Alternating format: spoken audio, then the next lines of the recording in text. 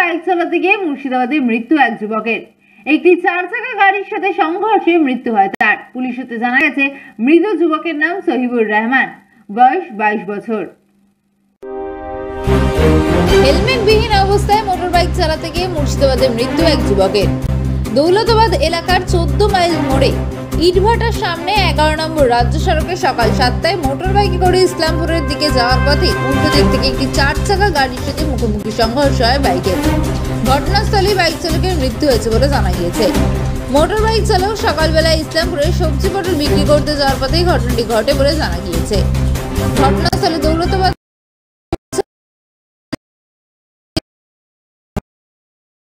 বয়স 22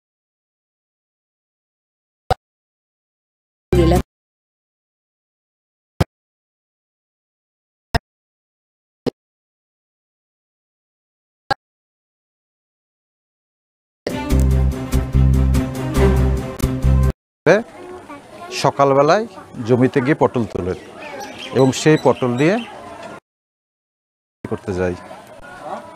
হাটে যাওয়ার আগেই নওদাপাড়া 14 মাইল বলে একটা জায়গায় ভাটার পাশে দিয়ে যাচ্ছিলেন। এমন সময় ইসলামপুর থেকে আগত একটা বোলেরো গাড়ি 407 হঠাৎ করে সরাসরি এসে সংঘর্ষ করে এবং স্পটেই এই সুমন বলে ছেলেটি স্পট ডেথ হয়ে যায়। দৌলতাবাদ থানার বড়বাবু জানতে পারেন এবং স্পটে যান। স্পটে গিয়ে দেখেন যে স্পট ডেথ। সঙ্গে সঙ্গে ওকে বহরমপুর মেডিকেল কলেজে পৌঁছে দেন। তারপর বাড়িতে সংবাদ দেন। সংবাদ দেওয়ার পর বাড়ির লোকজন বহরমপুর হসপিটালে গিয়েছেন। পোস্টমর্টমের পর কখন পোস্টমর্টম হবে তারপর লাশ নিয়ে এসে দাফন করা হবে, এটা হচ্ছে বিষয়। আচ্ছা, ওর ভালো নাম হচ্ছে সমীর রহমান সুমন। ওর 22 বছর বয়স। বাপের নাম জামাত আলী। ঠিক আছে, বললাম তো ভেসে।